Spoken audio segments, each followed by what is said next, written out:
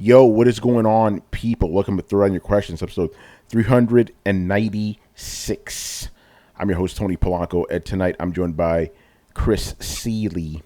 Hey, what's up, everyone? Carlos Romero. Yo, yo, yo. Adam Vale.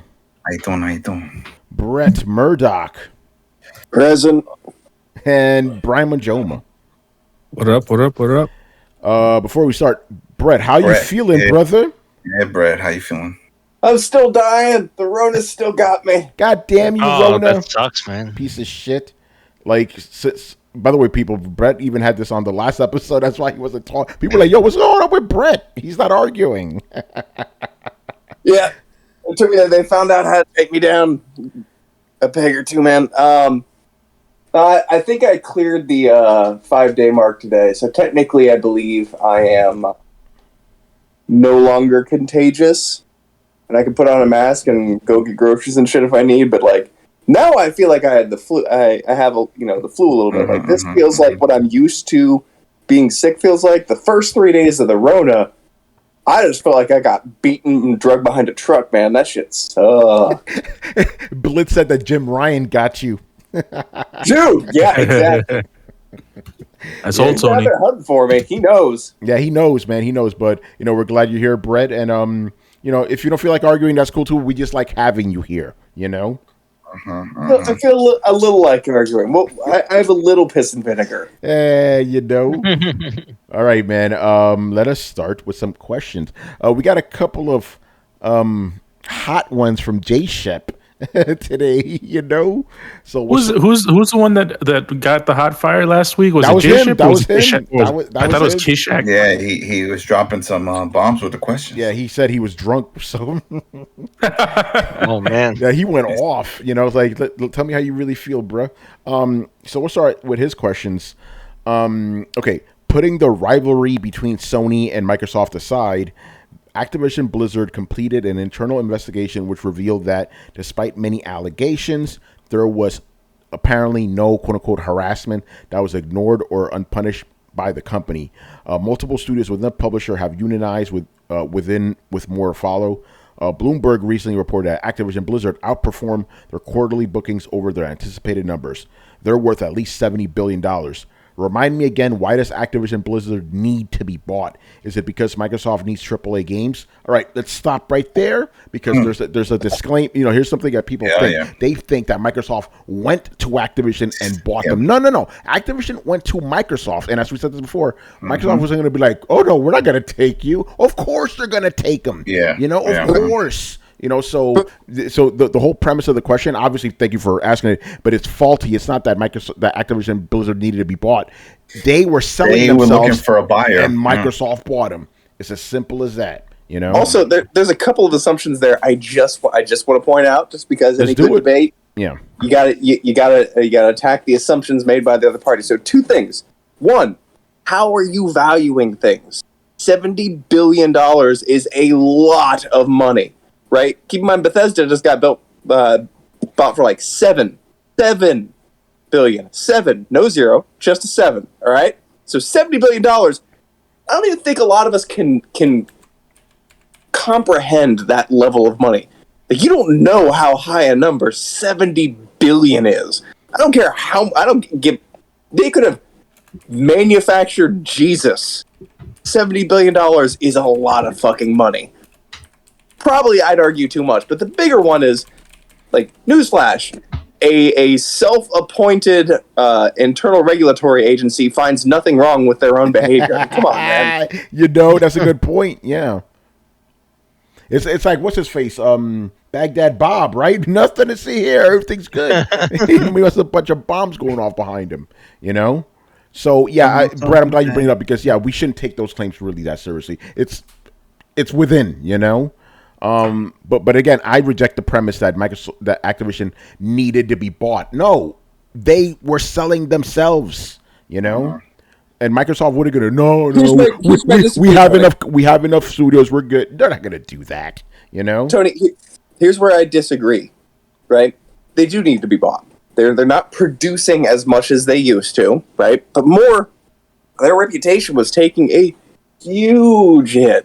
right? We were all ready to be like, well, you're not rising from these ashes. Throw you in the garbage fire. Like, it's not so much that they needed to be bought. It's that changing of ownership was highly beneficial to them. Highly beneficial. People need to remember all the bad press they were getting at that time. It was looking real bad. Yeah, it was looking real for bad. all of them, and it was going to cause a lot of problems. And I think that was the fear of these shareholders. They're like, yo, before we start losing money, how can we turn this shit around? Well, we need somebody to buy it up and fix this shit. New management, that always works, right? Pizzeria sucks. Pizza sucks. New Jimbo John's has it, and he says, yo, I'm going to fix this shit. New management. You're going to give it a shot. So, yeah, and then the other thing is like, you know, there's also the assumption it's like, oh, it turned out. Let's just, for the sake of argument, let's just say nothing was actually found, nothing actually happened, right? They discovered that. Does it matter? It doesn't fucking matter. But they discovered that after the fact. They had, at that time, shit was going on, and they felt, oh shit, we need to sell ourselves. You know, so even if nothing was found, it doesn't matter. The deed was already done because of what was happening at the time. Understand? The company at the time felt we need to sell ourselves right the fuck now. You know, and truth doesn't matter. Yeah. Optics do. Exactly. You know. No, yeah. It doesn't matter. They were selling themselves. Microsoft did not actively seek them out. It doesn't matter who would have ultimately bought them. Understand? So I don't understand where you're trying to, because he said you say they were selling themselves, but who else could have bought them? Microsoft, Amazon, or Apple. It doesn't matter. It literally doesn't matter. They put themselves on the market. Understand? Mm-hmm. It doesn't matter who would have bought them. It really doesn't. Yeah. They don't care. They just wanted somebody who was willing to pay. That's it. For the amount that they were asking for. And they're like, yo, you got this. Well, who was it? I think it was one of the companies even came out. I think it was Facebook said that the price was too high or something like that. Yeah. It was one of them that said it was too high. Yeah. Jason says they were never going to sell to Apple or Amazon. It was always going to be Microsoft because of the FTC. They can't say that up front. Again, who cares? That's irrelevant. Who cares? Dude, there's also Tencent. You know? There's also Sony. There's also a bunch of other people. Like, here's the deal. Like, Tencent could have bought him. Tencent could have definitely bought him. Oh, easily. You know? Yeah. Again, who bought him doesn't matter. It's irrelevant. It's fanboy shit. Let's just be honest here. It doesn't fucking matter. You know. It's also this, right? Like the ridiculously ludicrous price. We cannot overlook that, right? That is vitally important. If somebody came to you and said, "I want to buy your house at market value," you'd be like, "Fuck off! Get off my lawn! Get out of here!" If they knocked on your door and said, "I want to give you $10 million for your house," you'd be like, "I'll be out on Tuesday." Exactly. Doesn't matter who. Doesn't matter too. Like, you give me that money, you know, because like whether it be this guy, whether it be Joe, Bob, or Steve, if $10 million is $10 million, I'll take it from whoever. You know. Yeah. Okay. So let me build an analogy for you, a little story. So there's a guy in the neighborhood. Let's say his name is Bill. Right. Bill owns a house. It's kind of fallen apart, right? He hasn't put a lot of maintenance into it. The neighbors fucking hate him. In fact, everybody hates him because he's been accused of some weird pedo shit or something like that, right? So some bad, some ostracized shit, right? But some guy comes to his house, knocks on the door, says, "I'll give you $10 million for the house." Or not even that. They say everything is on fire right now. The housing market is up. Tell you what, I'll sell my house for $10 million. Nobody's going to possibly pick that up. And then Microsoft came by and did. Right? They have every incentive to move. They have every incentive to sell. Right? And it doesn't matter, honestly, here what the truth is. It just matters that people don't like them. It's not looking good. Somebody offered them way too much money for their thing. They're going to fucking take it. Beginning, middle, and end. That's the whole story. There you go. I mean, what Brett mentioned is 100% the reason why they sold to Microsoft. It's all about the money. When Activision and Blizzard were in before they sold to Microsoft, their stock was tanking. It was going down by 20% down from its all-time highs. It was going down. As soon as this news came out, their stock shot up over 20%. Was it 25%? The day the announcement was made, and that shot up the price, right? And that still wasn't even nowhere near, and currently still nowhere near the price that Microsoft paid for that stock. Currently Activision is selling at $80.49 per share, and Microsoft paid 95. So whenever this deal finalizes, by fiscal year 2023 next year, then it's going to be way above the price that it was worth, or that it's going to be worth. So all of the major shareholders, the majority shareholders that control the board, they're going to make bank off of this, and that's the reason why this deal was made. If these guys felt like they could have kept the company going, at more of a price than what Microsoft was offering, then they wouldn't have done it. Exactly. It's the only reason why they're doing this. What they talk about? Yo, Manny, what's going on, man? How's it going? Now, folks? where are you joining us from? I'm actually joining you guys from home. Just got home not long ago. Ah, cool. All right, man. So yeah, get settled in. Good to have you. And this is not the show to do it, but definitely on Thursday show we will ask you about your trip. Sounds like you had fun out there. Chris, thoughts on this question? Yeah, I mean, I basically agree with what Brett and Carlos had said. The thing is with I don't know when the results of this internal investigation happen, but it's suspect either way. Like if it came out after the deal was in effect, right? They're not going to do neither party is going to do anything to jeopardize it. There's no way. There's too much money on the line. So then everything is going to be above board, squeaky clean. No anti-competitive behavior, nothing, no harassment. They want this to go through. Everybody's keeping their jobs. Yeah, and the thing is that, like Brett said, optics is super important. It was the reporting on the harassment, all the problems they've been having, the crunch, the internal problems in both Blizzard and different Activision studios that causes stock defaults. The shareholders lose confidence when they hear that stuff, right? You can't have that. Doesn't matter what the truth is. Just matters what is out, what was put out there, sensationalized or not. So they ran to Microsoft. Microsoft agreed. I mean, it's a steep price. Don't get me wrong. If I, in my mind, wrapping my head around a nearly $70 billion acquisition, right? And you think, what the fuck is worth that? Like, look at all the shit Disney bought. They bought 20th Century Fox and Marvel and Lucasfilm. And all of that doesn't add up to this purchase. Yeah, ESPN. Even if you add up Hulu, ESPN, whatever they had to buy out, it doesn't add up to this. So that's how crazy this purchase is. But at the end of the day, it was Activision that sought out a buyout. It had nothing to do with Microsoft going, shit, we need titles. Let's just go make offers and put money on the table until somebody bows, right? That is not what this is. Yeah, exactly. J Shep goes, I think it's disappointing that we always take things at face value and never try to see things beyond what they tell us. I think there's always a story behind the story, but whenever anyone calls BS, they're labeled a fanboy, just ignored. But you were taking things at face value. You took what Activision said at face value, that nothing was wrong. You took it at face value too. You know what I'm saying? And we are not taking anything as face value. We're telling you exactly what happened. Activision put themselves out there, and Microsoft bought them.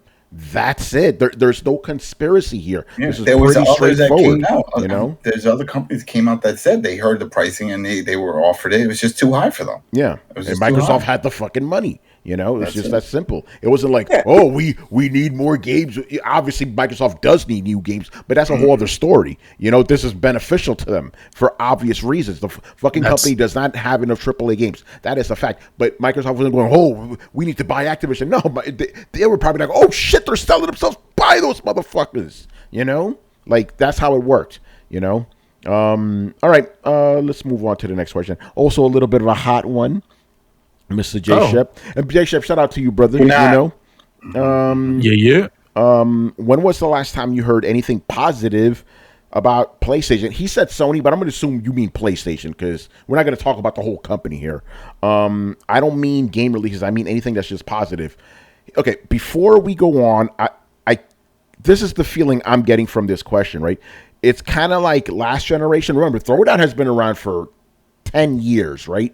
For all of last gen, we would eventually get questions like, how come you don't talk about anything positive happening with Microsoft? Why aren't you talking about positive Microsoft news? And at the time we're like, because there is no positive Microsoft news. With Xbox, it was always fucked up. We can't just go, oh, we've talked positively about this console for this percent, so now we got to talk about positively about this console. It doesn't work like that. If it's bad news, we got to talk about bad news. And currently, everybody has bad news, right? PlayStation, Xbox, Nintendo, it's all fucking bad, right? Did you see the Thursday show?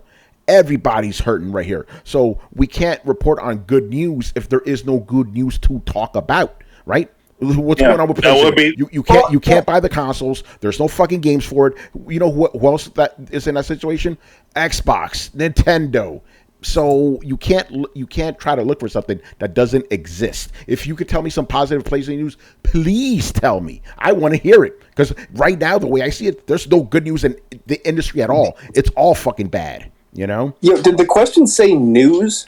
Just anything positive. Yeah, I think you're looking at it the wrong way. Like, yeah, news is news. You report what it is. It's objective. That's supposed to be what fucking news is, by the way, right? He okay, this is what he goes. No, I mean, like, in a world news, why hasn't PlayStation had any good news in a while? Not Throwdown. Oh, I know, we're not talking about us. We're just saying in general. Like, you know, we on Throwdown, we report news, right? You know, there's no good news. We can't report anything that doesn't exist. So, Brett, is in the context of actual news. Okay, news, yeah. Okay, yeah. You can't report on what's not there. Yeah, exactly. No consoles, no games. What can you do? We're not gonna do like some shows out there that literally grasp at straws. Like, yeah, man, they got PlayStation Plus. That's great. Yeah, you know. But again, this isn't a problem with PlayStation. It's a problem with the industry right now. In general, it doesn't matter. It's all bad. Now, it's all bad. Wait. You know. I fucking love my Steam Deck. I will say nice things about this baby all day long. Brett, thank you. That is like the only ray of hope that came out this generation. The Steam Deck is like the only thing that's positive, you know? Elden Ring was before that. Elden Ring was another one, you know? Hey, you want some positive PlayStation news? Last year, what was the best game on PlayStation 5? Ratchet and Clank. Fucking bomb-ass game, right? And for some of you guys, Returnal was fucking dope, right? So there's some stuff we reported on, all that shit. You know, but maybe you like Last of Us. Yeah, if you do, you're in luck. There you go. Yeah, Last of Us. If you like Last of Us, there you go. But again, the industry in general is bad right now, man. Overall, generally speaking, you know.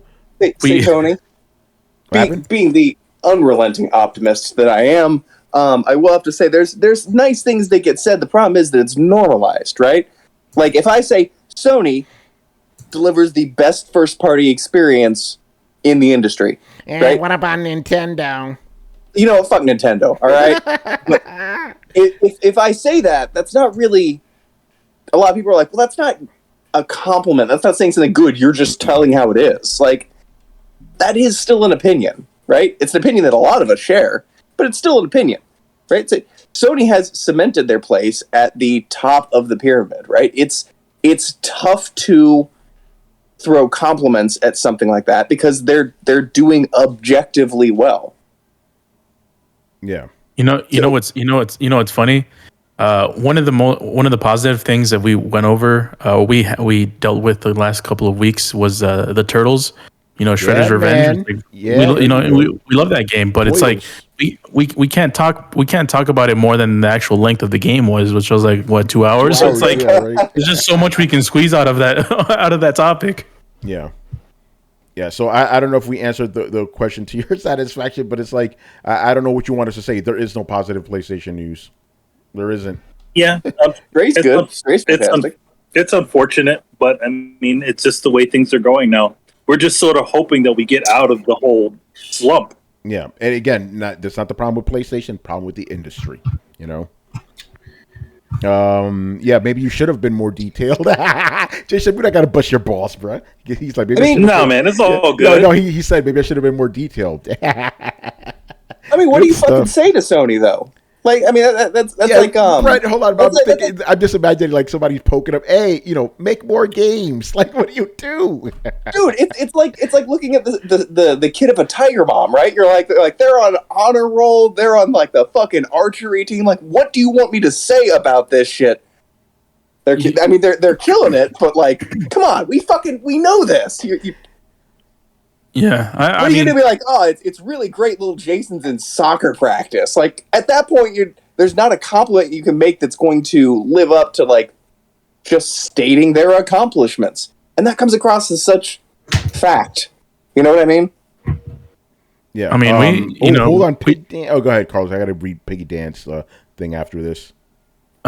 Whenever we play, great games, we always talk about them for extended periods of time. Like, Elden Ring, we spent months talking about Elden Ring.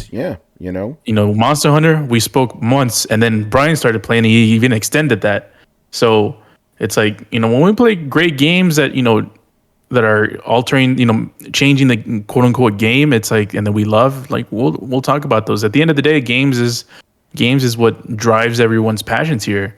We wouldn't be doing this podcast if we weren't into games, but we got to call shit out. We got to keep it real around here, Oh, real quick. So Piggy Ann goes, I got a comment on the comment, no games you make here. It's a pretty bad generalization. There's much less games, but there's still plenty that are releasing years that are not appealing to you.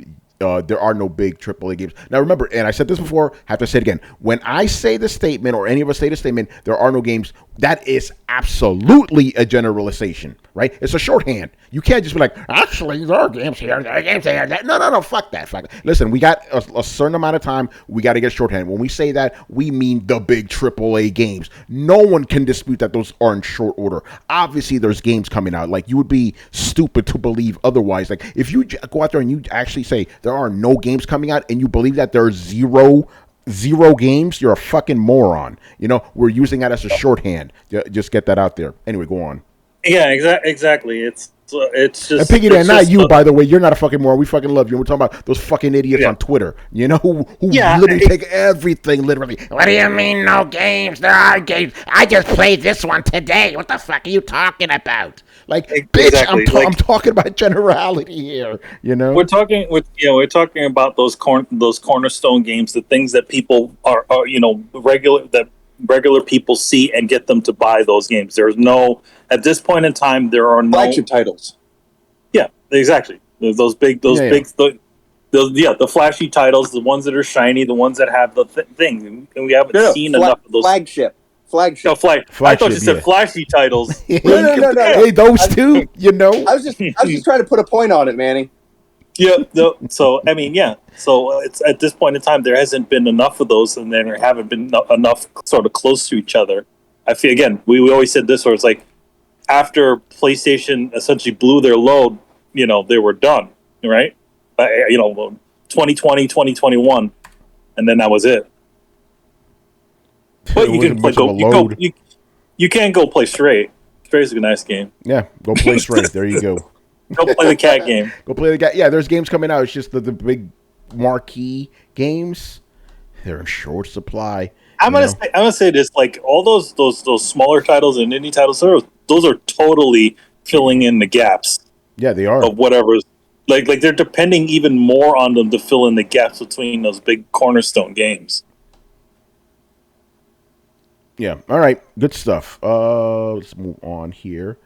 Next question. One subset. He goes, why is Halo Infinite's multiplayer being treated like it's a separate game? When people talk about it, the multiplayer being free is always a selling point. What am I missing? What does he mean? He's trying to, again, this is my interpretation of the question, is like, he's trying to say that people are treating Halo Infinite's multiplayer as a separate thing. Because remember, it's being billed as free, So he just wants to know, like, why is it being considered a separate part of the game? Because we have historically low expectations. I mean, they still haven't finished the campaign. The co-op hasn't. It's in beta still. So the only thing they can harp on is the multiplayer. So they're pushing that hard. Oh, They're not really pushing the story. Usually we would see these Halo commercials and you see Master Chief running around doing something crazy. And I was like, oh, they're not doing that because no one's really playing the campaign because they're waiting for that co-op to launch. But Adam, it's free. Is it like, really? yeah. Yeah, it's free. Well, I think that's what they're talking about, though. Free, that you don't need Game Pass, that you can just play it. It's a free to play. I mean, is it separate? Can you play? I think that's what he's talking Halo about. online multiplayer separate, without owning Halo? Yeah. So if it's free, that's free.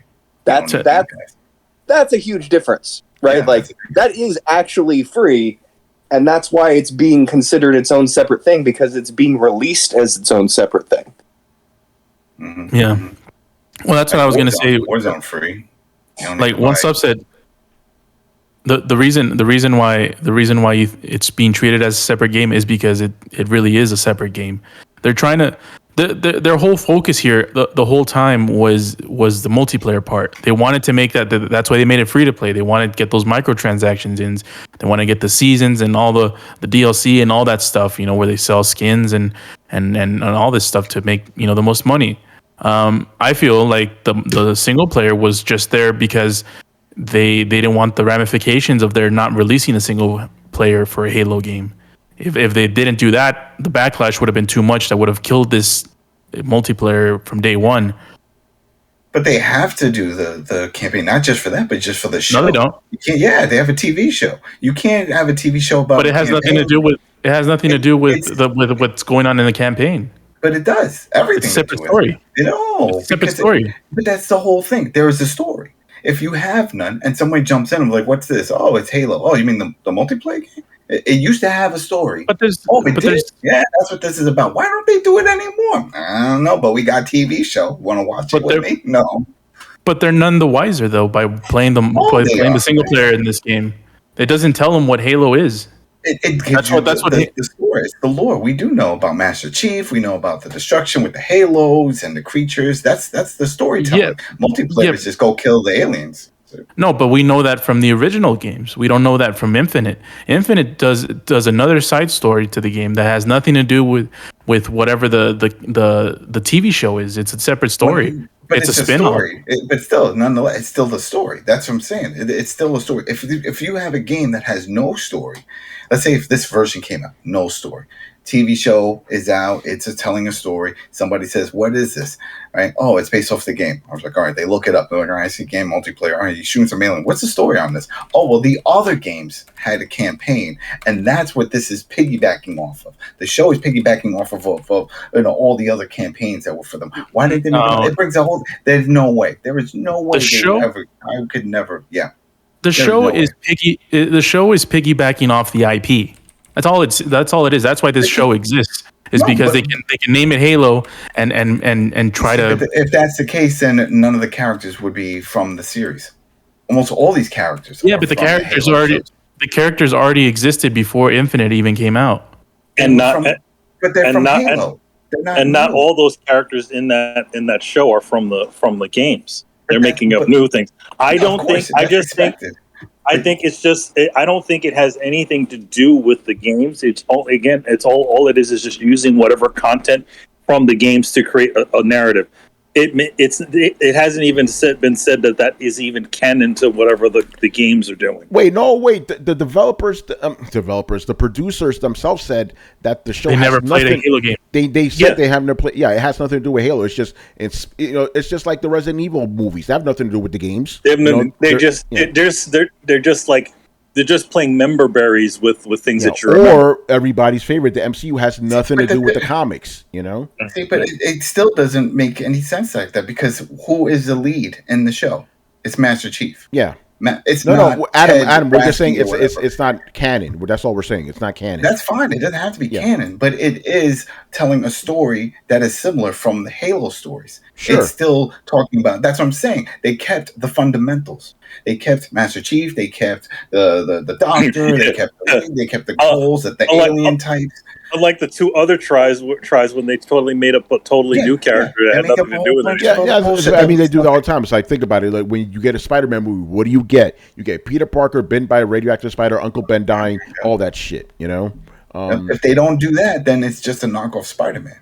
Yeah. It's not really Spider-Man. It's just somebody else calling it Spider-Man. But I think that in general, I think the idea with the name Infinite, it was going to be an infinite thing. So it was just not going to be that storyline, that whatever's in there, I think wasn't really the focus. The real focus of it was the rest of the gameplay of the game, and not the other part. That's why they went with something called Infinite, as opposed to actually calling it a numbered Halo game. When I heard Infinite and I heard about this, the first thing I thought of was like, oh, this is their version of Destiny. They saw what Bungie did. They were like, we're going to do our version. And Destiny has a heavy story. So they were like, it's a heavy story. We're going to keep building on Destiny, it. We're going to have all Destiny the other has a heavy story outside of Destiny. Within Destiny, it's barely there. That witch thing they just dropped was story. Those like, especially when it first started, Destiny had barely a story to it. Yeah, they only had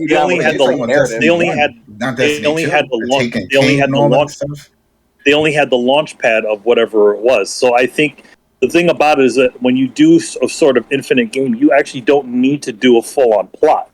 You can only just sprinkle little bits and pieces throughout the game. Even with Destiny 1 and 2, they were like, and I couldn't believe they had the balls to do this. You click on a character and it was like, oh, go to the website to learn the lore. Yeah, the fucking cards and shit. It was like they were going. Well, I'm like, oh, I have to read a lore for this. It's too long for you to post that shit in the game. Well, no, it's more like they made a direction change within the plot, and they couldn't put they essentially locked off whatever plot progression within the actual story and just made it mostly about gameplay, and then they just had you read whatever the background was on the websites, because all that stuff got changed. Yeah, basically the report came out that about maybe 6 months or so before the game launched, they said scrap all the story stuff. And they just relegated that to the website. First one or the second? Yeah, for the first one, right? Because but here's the thing, it goes even beyond that. Like, even within the game, they're like, "Oh, I don't have time to explain to you. I don't have time to explain to you." Like, they did everything to just skirt around the story, But that's a whole. We're not talking about Destiny right now. Yeah, but again, I think that with Halo, but I think that was the idea for Halo Infinite. Just give you just enough story to go along, but not like something that they could keep adding little sprinkles to, but not really make a full-on commitment. Yeah. Get the gameplay good, get the gameplay solid, get whatever other portions of it solid, and then the story is a second thought. Man, the Halo story ended after Halo 3. So they should have just called it something else instead of started going with numbers. That's why a character like Spartan Locke got introduced, because they felt like they didn't, they have already reached the level of whatever they could do with whatever the Halo story was going to be. So introduce some new blood, switch out the character temporarily. Yeah. All right. Let's move on here. One subset. I think we've answered this before, so we could just do this quickly. Since Evo is in the air right now, this is appropriate. Anyways, Evo. Yeah, I'll just go down the line here. What is your favorite fighting game franchise? Adam. That's Street Fighter. All right, Street Fighter. All right. Carlos. All right, he doesn't want to answer. For me, also Street Fighter. Has to be. It brings back nothing but happy memories, and it's still fun, even though Capcom does dumb shit, like with the DLC and everybody coming in later. But when it's all together, the total package, it's smooth as butter. Love it. Yeah, and in general, I just love Capcom fighting games, man. Especially the 90s ones. Those are the best for me. So X-Men Street Fighter, that's probably my single, as a singular fighting game, that's my favorite. But franchise is Street Fighter. That's what started it, Manny, what about you? Favorite fighting game franchise? Mine is the Marvel games, Marvel fighting games, all of them together, which is Marvel superheroes, X-Men, all those sorts of games, because they introduced that whole new aspect where you can super jump and literally just turned everything up to the next level. So I really like those games. Pure fun. Those are the fucking best, man. I feel like I like to think I play every single Street Fighter one, but I don't think they've ever done like what we've seen with the Marvel vs. Capcom, where they did the tag system. Did they ever do? They never did that. They never. No, they never did any. The only time they ever done a tag system is for the Marvel games or for the to Tatsunoko versus Capcom. Yeah, thing. X-Men versus Street Fighter was the first one that did that. You know, the whole tag system. Yeah, that's yeah. And it basically took X-Men Show the Atom and Street Fighter and put them together. And it was to be honest, awesome. if you think about it, it was sort of a cheap way to do it too, because of all the. I mean, I think most of the characters were reused, with the exception of characters like Rogue. Yeah, Rogue, Gambit were new. But if you think about it, even the backgrounds, there's only like 5 or 6 backgrounds in that game. Yeah, there's only very cheap, kind of like Manny, like Street Fighter Alpha. Remember that game was kind of hastily put together in a way, but it was still great. All right. You think they would add something like that for the new one? What happened? Do you think they would add a mode like that, like tag mode? I mean, you mean Marvel vs. Capcom 4 or something? No. But that's what I'm saying. No, just in Street Fighter in general for the new one. Probably not. Like that. If they were to do a Street Fighter thing like that, it would have to be like an offshoot. Yeah, exactly. Like even Rival Schools had a tag thing in it. That was the only other game that was outside of the Marvel games that had it. Yeah. All right. Brian, favorite fighting game? Tekken. There you go. Brett. All right. He maybe. And I suppose Chris. What about you? It's easily Street Fighter. There Easily. You go. All right. Let's try Carlos. Are you there? That's easily Street Fighter. All right, Street Fighter. And Brett, what about you? Favorite fighting game? Soul Calibur. There you go. Good stuff. Transcending history and the world. Yo, man, how many people in the chat can say that they played Street Fighter in the arcades in Japan? Dude, you see the flex. It's got to be Street Fighter for me, man. Street Fighter. That's what started it all, man. All right. Now hold on. Did you get beat by a Japanese guy? Oh, yeah. Nah, I gotta be my friends though. I gotta ask. Like Street Fighter was definitely formative, and the thing that revolutionized the fighting game genre, as far as I'm concerned. But is it really the high watermark? That's not the question. It's just the question is your favorite. Yeah. Yeah, favorite as in the one that you think is best, the one that you enjoy the most. No, favorite and best are two different things. Yeah, that's it. Yeah. Whatever you like, it doesn't matter. You could like, I don't know, fucking Mortal Kombat. If that's man, Brett is the biggest Way of the Warrior fan. Yeah, there you go. Warrior, bring that. The question is favorite, not best. Those are two separate things, Unless you want to ask that, Brett. I am curious. Like while we're on it, like. If it's not the same thing, what is your guys' best fighting game opinion? Or what is the best fighting game in your guys' opinion? Probably Virtua Fighter. Just because of how technical it is. It's literally a fighting game simulator, like a fighting simulator. Yeah, I'm gonna go with Virtua Fighter. If we're going for best, like real, like sim type of shit. Yeah, that's probably. What is the one that you think like is the best made, the overall highest quality fighting game? Injustice for me. That's what my pick. 1 and 2. It's just so crazy. Like the first one, I remember playing. I was like, "What the hell am I playing?" They introduced all those cool elements of smashing through and dropping into other levels, and then they didn't do that. I didn't see it in anything else on that level. Dead or Alive did that. Dead or Alive did that. Oh, all right. Well, it didn't look as good. But it still introduced it. All right, fine. But still, I just felt that this was a lot easier to navigate around and to do things. Yeah, but I guess I'll go with Virtua Fighter 5 because it's the best version of that. Yeah, I'll go. That's my answer then, Brett. All right, cool. Yeah. Best version, best fighting, best like objectively best fighting game.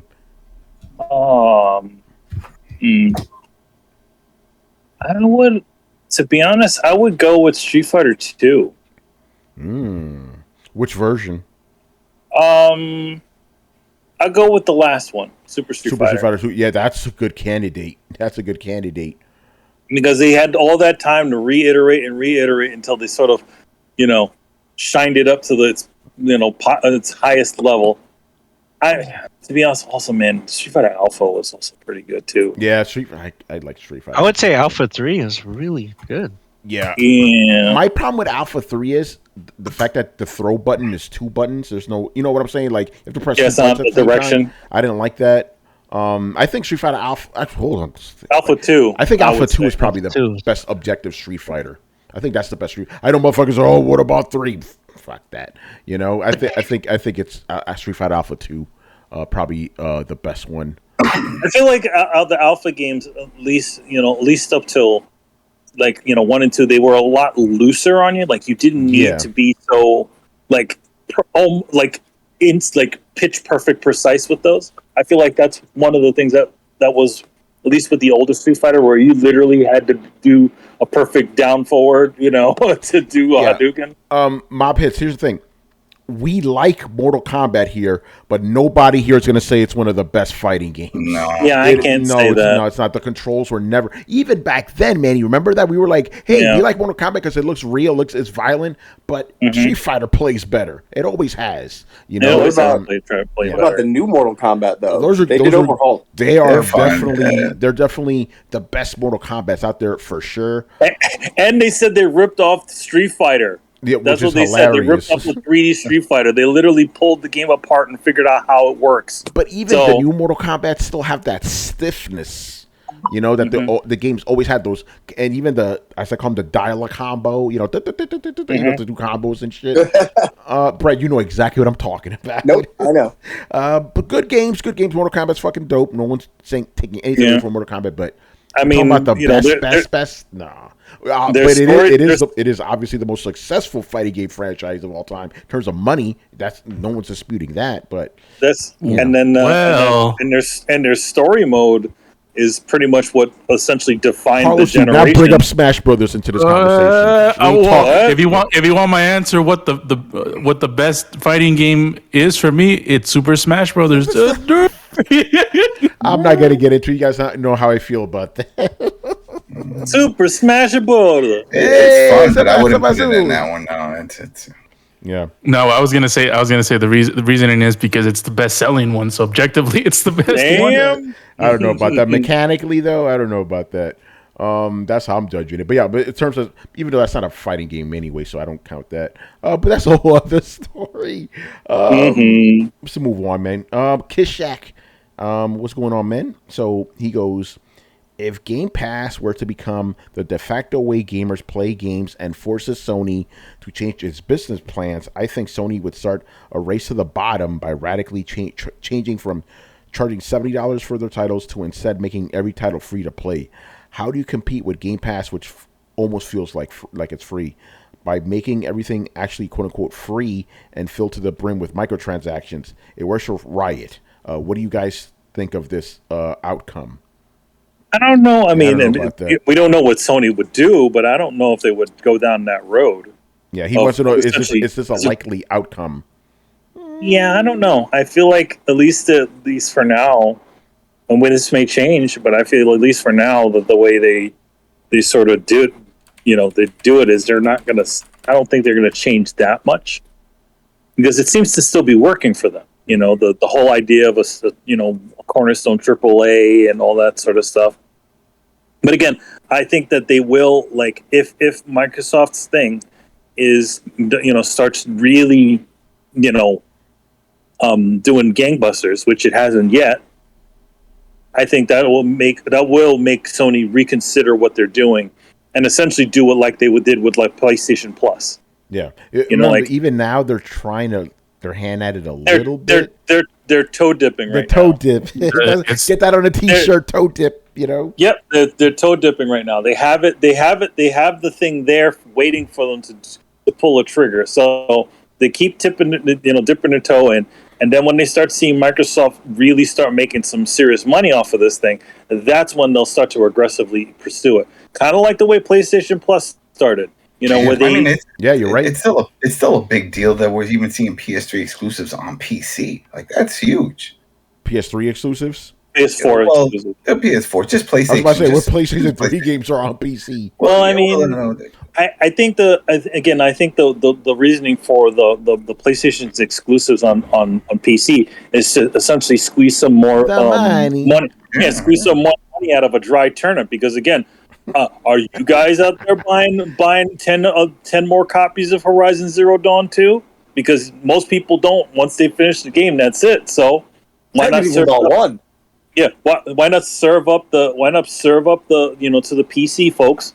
You give them the ability to adjust and change things as they please, and then you have a whole new a whole new audience to generate some money from, and it does a really good job for preservation for the future. Yeah, you're right. Because it's running on a PC.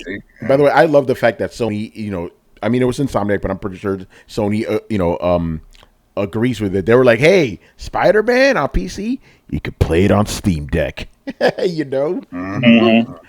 Think about it. How genius is that? Sony's like, "Fuck, we don't need to make another Vita. We got the Steam Deck. Put our shit on there." Mm-hmm. It's great. Set it to Sony mode. Yeah, good stuff. All right, next question. This one's interesting. Adam, get ready, man. This is a long one, so I'll go through it. What are your views on piracy? I have no qualms about it personally, but the thing I hate the most is people trying to morally justify it. There is nothing morally justifiable about piracy, and it's illegal for a reason. There is no sense in sugarcoating or turning it into a moral obligation in doing so. It becomes really cringeworthy whenever people go out of their way to try to justify it, talking about how quote unquote morally empty corporations aren't going to be affected by one person's piracy. They don't deserve my money. Just accept the fact that you're a cheap fuck and you don't want to pay for it, and quit acting like you're some kind of brave revolutionary standing up against the evil corporations that are just selling a product. Ooh, I like back there. Here it is. It's an interesting sort of thing, because it's like, piracy also tends to get thrown into the preservation place. A lot of times people, conflate both preservation and piracy as one and the same. They're not. But anyway, go ahead, Adam. They're assuming that you can even buy these games. The whole point is that a lot of these games you cannot buy. The ones that people are really pirating that are getting around can't be bought. So there's no money lost here. It's not like all these old NES games are being dumped on the Switch for everybody to go and use them. It's like, oh, okay, I could rebuy it. No, they're not losing any money. Same thing with these old Genesis games and TurboGrafx and all these older ones. They're gone. That's it. So if people want to bitch, or like when Nintendo was like, oh, there's piracy, we're going to shut them down. It's like, well, you're not reselling them. So you're not losing any money from this. How else is someone else supposed to play these games? Are they going to go and buy it on the third-party market or somewhere on eBay and pay ridiculous amounts of money? Right? This is it. This is how you keep it. Now, I'm against the same thing about newer games that are on these stores that people, they can go and buy and they're available. Then that sucks. Pay for your shit. That's it. If you have it, I have multiple copies of certain games. If I decide to do a backup of it, that's my own business. I have them. But when it comes to the older shit that I can't get anywhere else, and I'm telling everybody, it's like, man, it would be great to play this game again. Where else can I play this? Then that is the only alternative. So it's not so much of, who am I hurting? I'm not hurting anybody because the publisher is not selling it. It's not available on any eShops. This is the only way to play. I don't think people throw retro and ROM collectors and things like that. He said all of it. He's just saying. No, I know. I'm just saying. In my experience, when talking with people, when you talk to people genuinely about piracy, the whole ROM group kind of gets taken out of the discussion in terms of just general feelings and vibes. I don't know anybody that's got hard feelings against somebody who's downloading ROMs of classic games, right? General consensus there seems to be they should almost be public domain by now, right? Like, if everything were true and fair, they'd be, opening up to everybody right about now. So they should be fairly open. So just for your comfort when like, talking about things, I don't think people get lumped into that same category. I think they're more talking about movies. I don't even think music for the most part. Nobody... they're talking about movies and games for the most part, modern games. Okay, yeah, Kishak, he's in the chat. He says he is really specifically talking about like newer games, You know, Yeah. and I agree with that. I'm like, Yeah. oh, I'm not hurting a company. It doesn't fucking matter. You're stealing. Just be honest about Still it. stealing. You're a fucking thief. You know, Mm-hmm. so I'm with him 100% on that. Don't get on Twitter and get on your high horse talking about the virtues of piracy. No, you're a fucking thief. You know. Tony, How about this? I got to disagree with you. All right, so here's another one. Well, hold on, Brett. So you're telling me that it's virtuous to fucking download Ratchet and Clank Rift Apart or something like that? So listen, wait, before you go into that, just because you said about real quick. For the longest time, motion picture industry figured and considered a VCR as stealing. Yeah. Making copies of TV shows and movies because they were like, they're stealing it. Why are they stealing it? Well, they're trying to keep it. Well, the device was made to record, and it gives me the option to record TV. So what am I doing? It's illegal. So then now with the streaming, same type of thing, right? They're like, oh, it's streaming, so they can't record. Well, there's actually legal applications that you can buy. I'm not going to tell you your name. You can go Google it. Legal applications that you can buy that will let you sign into your services that you have Disney and all of them and select what you want, and it will record it for you. Right? Now they're upset by this, but it's legal because you, as a consumer, have the right to do that because you are paying for the service already. And that's the thing. If you decide to make a copy and do these things, you have these rights. Don't make these people think that you're doing something wrong by doing that. There's nothing wrong with it. It's not piracy on that end when it comes to that. Yeah. Now, if you start to redistribute it, that's different. Mm-hmm. If you decide to sell it and that type of thing, then that's different. If you If you do it for your own purposes, then fine. Yeah. If you're the little Chinese lady that comes in the laundromat You know. with the DVDs, I remember even speaking of DVDs. I remember when the burners started coming out for PCs, and I remember Sony was going pissed off. I forgot, was it Mariah Carey? Or maybe she was. It was one of their big artists, and they were upset that people were copying the CDs and stuff like that. Like, oh, are they copying music CDs and they're doing all this? I'm like, yeah, but if I go to CompuSA at the time, which was a big chain, there is a Sony brand burner, a CD burner that I can see, and it says it on the box that you can use this to copy CDs. So why are you even making the tool to copy and then bitch about to placate their artists, man? I guess. Obviously, they're not going to say something against. Like if Mariah Carey's mad, they're like, hey, she doesn't know enough that they actually do make a burner, Yeah, so Sony comes out and they're like, in front of Mariah Carey, they're like, we can't believe this. This is appalling. Yeah, we can't support this kind of behavior. $150 at your local MSRP. Yeah, just go buy it. We got a whole big spindle of this on sale. Yeah. But Kishak, I'm with you. And again, just be upfront about it. Hey, you know what I was doing when I was buying those DVDs and shit off of Navarro for PS2? I was stealing games. You were stealing games. Stealing them. I'm being honest about it. I was stealing games. No, hold on. I think that. I think this is where it gets complicated. I'm probably the most morally gray in this area. Like, you're the gray area. Yep.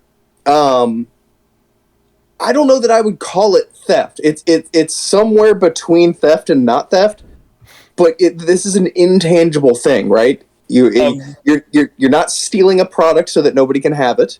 You're not taking up a service or a space. You're not taking away from anybody. The only taking away you're doing is your potential income, right? And if you're doing things for, like, say, if I'm pirating a movie that I would have gone to theaters to watch, yeah, I'm taking money out of the pocket. But if I'm pirating something I never would have thrown money to begin with in the first place, there's not technically any actual loss there, right? And I think it's still stealing. That's still stealing, dude. It's still stealing. Just because you didn't want to watch fucking Transformers the movie in the theaters and you managed to get it somehow, it's still stealing. It's still stealing. Here's my thing, and I don't disagree with the premise, right? I guess I kind of disagree with the language. Like it's like standing outside of Robin an opera house. What Robin Hood did was stealing. Yeah. Regardless of how the sheriff of Nottingham was oppressing the country, he was still stealing from the rich. many years ago, there was a story that was on the newspaper about a kid that was in NYU, Washington Square Park, which is the park right next to NYU, and he went to jail. And his parents were fighting. Was like, why did he go to jail? Whole thing. He didn't do any drugs because they said, oh, he was participating in distribution of drugs. And it turns out that while he was walking, some other student came and said, hey, do you know where I can get weed? He says, well, I don't do it, but there's some guy over there who sells. Well, undercover heard this and arrested him and said he was partaking in the distribution of marijuana and stuff like that. He says, I don't even know the guy. I just know there's some dude over there. Just go arrest him. And they arrested both of them. So even if you're guilty by association of any type, and it's the same thing goes for all of this. So technically, if let's say back in the day where we would see bootlegs on the street, if a cop really wanted to be a prick about it, not only does he arrest the person that's selling the bootlegs, but then he can arrest you. He can arrest the person that bought it. Yeah. But they don't go that far. Yeah, they don't go that far. But technically, they could, because it's still at the end of the day. Yeah. It's just like when we see those warnings before a live event or anything. It's $50,000 fine or something if you're caught with a copy of this that wasn't authorized by them. Here's the thing, like the only like, and this goes also with the art that I do in the like fan art. Fan art's illegal. You can if any of these companies wanted to come after somebody who does this sort of work, they can totally do it because it's totally within their rights. So you're still infringing their copyright despite you're not making any sort of money off it. And this is the same sort of situation. Yeah. No, I agree, but as a creator, I'm in agreement with most of you, but as a debater, I got to say, it's not illegal to stand outside a concert and listen to the music. How is this any different? No, it's illegal. It's illegal to record it and then sell it. It's illegal. No, I know. I'm not talking about redistribution. I'm talking strictly about consuming content. Like if I'm just standing outside a concert, listening to the music, just to listen to the music because I like the concert, but didn't want to pay to get in. It's not illegal. That's not illegal. How is that different? He's talking about piracy, which is distribution. Nope, not necessarily. That's what piracy is. No, that's a whole different thing. Piracy is just taking content without paying for it. Yeah. Literally that. If you have a physical thing that's not yours that you didn't pay for, that's piracy. But hanging out outside of a concert, you're not gonna take it with you at the end of it. Yeah. But see, that's the thing, like that. And so if somebody downloads a movie, watches it, and deletes it, it's essentially the same thing. One is stealing, one is not. Don't get me wrong. It's not the same thing. As a content creator, I'm hey, pay for your shit, right? Yeah. I just wanted to get that out of the way. I'm trying to make yourself feel better. Yeah, that's all. That's all I'm just be honest about what you're doing. That's all I care about. It's something altruistic. You're still stealing regardless. It doesn't matter how you fucking see it. It's all this. It's still stealing, dude. I mean, reading a book in the bookstore isn't stealing. Walking out of the book, going in the bookstore and essentially going in the bookstore and essentially taking a laptop and typing out the whole book into your thing. That is fucking stealing, and then selling it after. That's stealing. Okay, but again, I remember in college going to the library and then copying full chapters. Yeah, you guys are conflating distribution with piracy, right? It doesn't have to be distribution. And again, you said, you can walk into a bookstore and type out an entire book, walk out, and then sell it. No, not sell it. It's legal until you try and sell it. See, there's the key factor, right? There's a whole bunch of people that don't seed; they just download. Yeah, let's take the whole distribution, because I'm not even coming from the distribution aspect. I still, even though that example is not as because it's not as egregious as a physical game that you copied, but I would still consider that stealing because you didn't buy the fucking book, you copied it. So you are, even though that was not as egregious as a game disc, I would still consider that stealing. That's why I was just kind of saying there's layers to this. I'm not saying it's not stealing, but I'm also I don't know that I necessarily count it as stealing. My personal belief on this is, if you have the money to pay for it, then pay for it, you cheap douchebag. If you don't have the money to pay for it, we all understand a fan is better than nothing. And I think that's where I change from people, because I've been real hard up for money before. I've been fucking poor before. And when you are poor, it's one of those. Well, that's why Tony had had the bootleg. Yeah, I didn't have any fucking money, but I was still being a fucking asshole, you know. That's the thing. Yeah. Just be honest, But I mean, you don't just be like, well, I'm an asshole and fucking move along. You try and do something about it. Like if you're consuming content that you didn't pay for, it's your job to kind of evangelize / review that for other people, right? If it was good, tell somebody. Maybe they'll pick up a copy. Help this be successful in any way that you can. If money isn't necessarily open to you, I'm not going to judge you too much for wanting to consume the same content as everybody else, right? If you can't afford HBO and want to watch Game of Thrones, fine. Just make sure you talk to people about it. Make sure that you're helping to support the creators in one way or the other. That's all I will say this.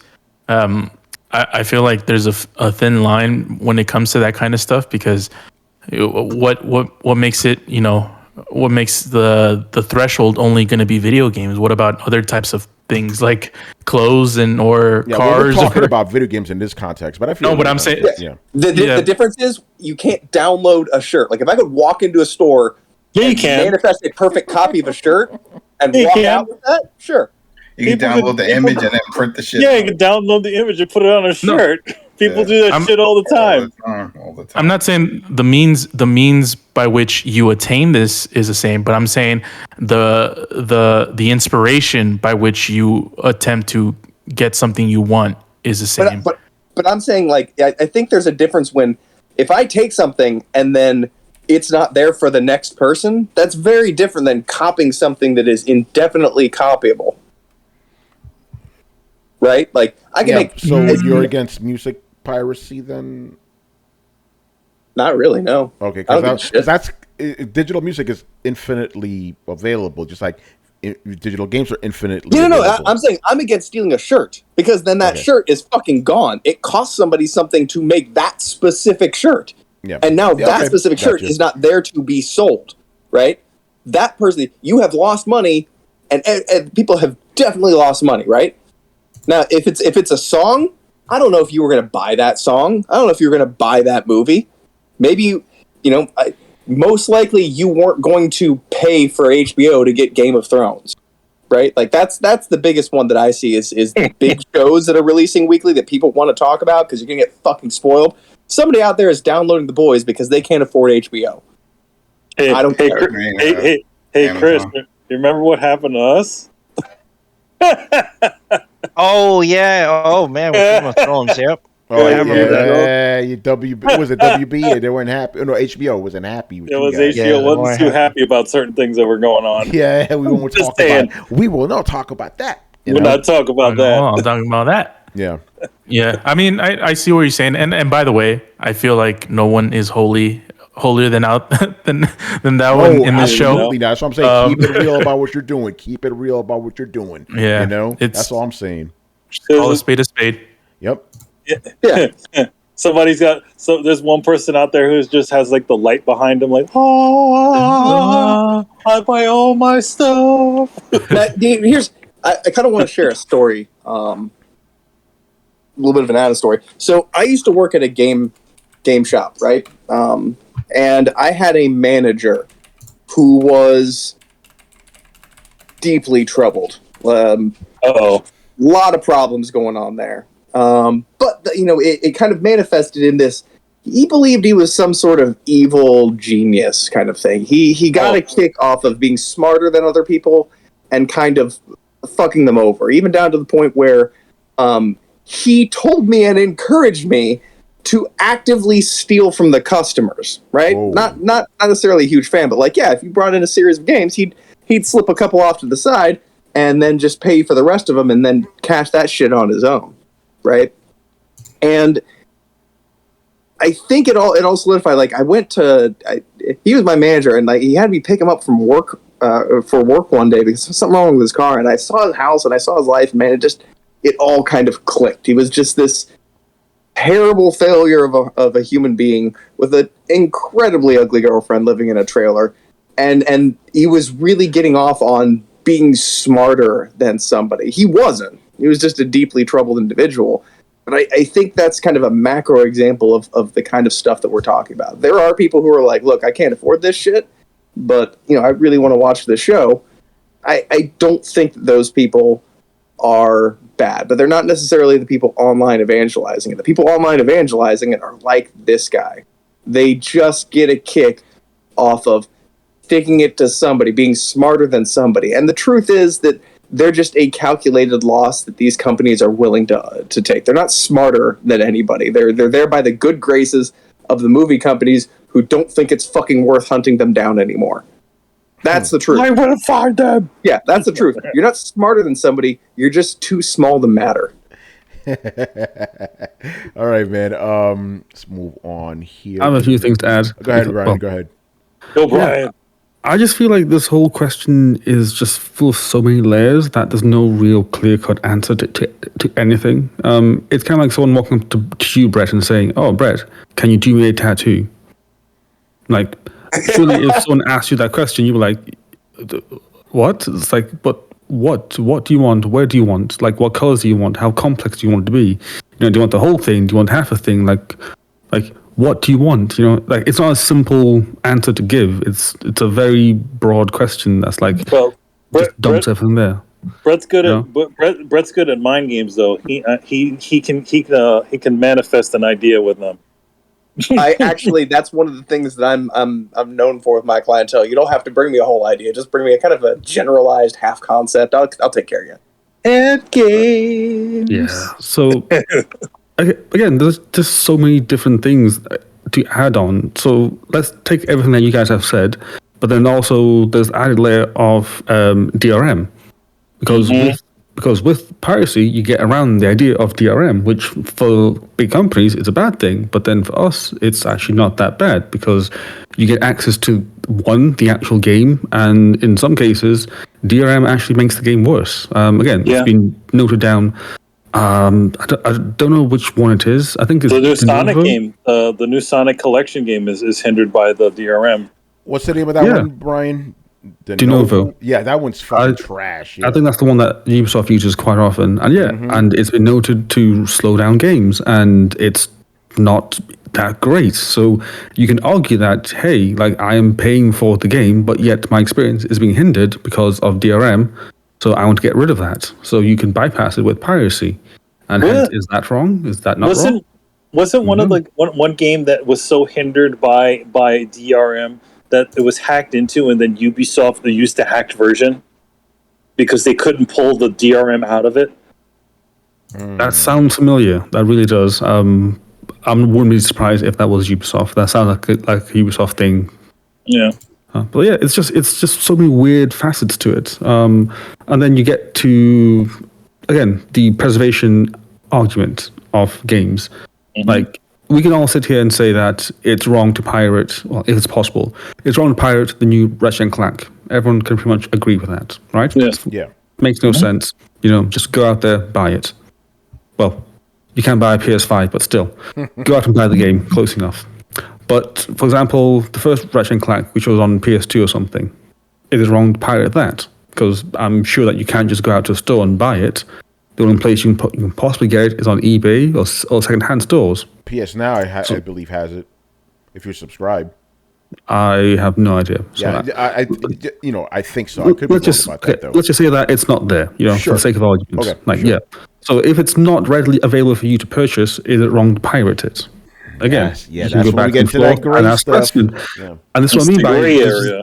Like there is no real clear-cut answer because there's so many things take into account. So it's just so it's one of those dirty questions that no one really has an answer to because it's just so many facets to it. Well, it's like most of the world. There are no clear-cut answers to a lot of these things. We're just sort of just settled. Tell that to Twitter people, Yeah. Yeah, the one time it's considered the one time it's ever considered good, and it's the only time that everybody starts saying, "Man, I wish I can get this," is when a company disappears or something happens and you can't find it. And then everybody's like, "Damn, I wish I had a copy." Is there a website that has this? Where there's the issue of like of a company going out of business, or essentially some companies that don't keep good record keeping of their data, and don't want to spend any money to essentially do a proper losing the source code. Yeah, losing the source code for certain games. One of my favorite examples is one that pops up quite often. Again, it's mostly found on PC, but it's exclusivity for different stores. So you'll get a company, and this happened, and I'm going to call them out because I was pissed off at this. Metro Exodus. Exodus, yes. Yeah, because that one was. They talked about the whole thing, like, okay, it's coming to our platform, it's fine, blah, blah, blah, blah. Last second, they made a switch to make an Epic Game Store exclusive for, I think, like 1 year. Oh, that's People right. were pissed off. Again, fair enough. So the question is, I guess was a publisher. The publisher made the switch to go to Epic Game Store for profit reasons. No doubt about that. So is it wrong to pirate that game when it's only on Epic Game Store? Because, again, you can say that, yeah, you are stealing from the company, but then the company did that to maximize their own profits. So hence you could see it as counterbalance. I wasn't sure if it was that one or if it was 2K when they did it with Borderlands 3, and people were like, but I already pre-ordered on the other one. Oh, you'll get a refund. See? It's really weird like that, because I'd say that, yeah, it's fine to pirate that, because then the publisher tried to screw you over by making you go down this path that you had no interest in doing. So it's my thing is, if they try to screw you over, then I think it's fair for you to screw them over. It's like tennis. They bat the ball to your court, so you bat it back to them and say, no, fuck you. But so, and maybe this is just me. Is it just me? Is that Metro Exodus example? Isn't it more? For me, it's more clear cut. It's like it's kind of. It seems more in the bad than it is in the gray area, because, I obviously understand that it's a fucking dick move, but at the end of the day, it's just a different application within the same platform. It's not like they're making you saying like, oh, it's gonna be on the Steam, but no, actually, it's gonna be on the Switch instead. So there's really no way you can actually play it. In that case, I think I would understand more, but the Epic Game Store, it's a little.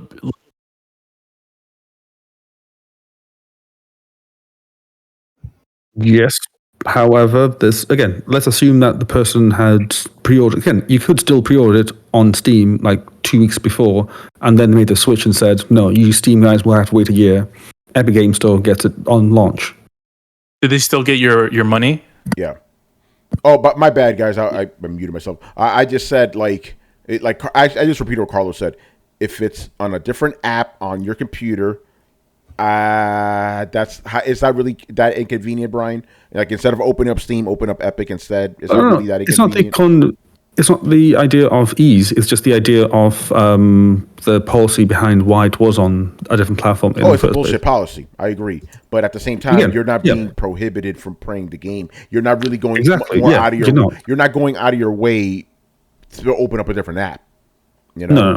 No, that's not in question. It's just the idea of, if the publisher just decides last minute to say, okay, you know what, we'll move here and make it exclusive for X amount of time, just because. Yeah, it's a dick move. I wouldn't steal the game. I wouldn't do it. That's fucked up. That's the thing. Yeah. It's such a good and fun question. Like, we can sit here and talk about it for hours on end, but I'm sure that guys want us to move on. So yeah, we should move on. But definitely a good discussion, a good topic, which will probably come up again. This topic will never die. All right. Mob hits. Got a couple questions for us. All right. First question: have the big three, or any of the big three, Nintendo, Xbox, PlayStation, done anything innovative this generation, just beyond video games? Even, how would you stack them in terms of innovation this generation? Has anybody done anything innovative? I mean, and it's hard because we just started the generation, so the only thing we could actually talk about is the hardware innovations. Or like, have they done anything? Have they done anything that is like different from what they've done in the past? That's like innovative. The Steam Deck has No, those but Pro controller flaps on the back. big three, guys. Oh, we got to innovate. Big Now we have a three. big four. We have a four. He No, asked we the don't. question. No, Big three. come on. Stick with the question. No. I don't like it. Well, don't tell Bob Hits I said in the chat. You know? Yeah, well, my bits. Come on now. Yeah, we're talking. We got four now. Let's We stick got with four it. now. You know, big three. Nintendo, Xbox, PlayStation. All right. Is Nintendo considered? I mean, I are. can't take offense to They anything being make in money. They make money. Yeah, they're big three, Brett. They've always been They're the selling big three. units. They make things. Yeah. Innovative. The answer is no. No, they haven't. Well, I mean, no. Software wise, there's features that a lot of these consoles have that no one's using. I mean, for the Series X has where you can play 7 games at once. No one's really using that feature, but it's there. That's unheard of. We couldn't do that on any other. So, well, they're the Sony essentially stereo, like a surround sound on one thing. Granted, it's something that already existed before, but they offer it for every single one of their games. I guess. Yeah, Jay Shep, that's a good point. The DualSense, I don't know about innovative, but it's definitely something cool.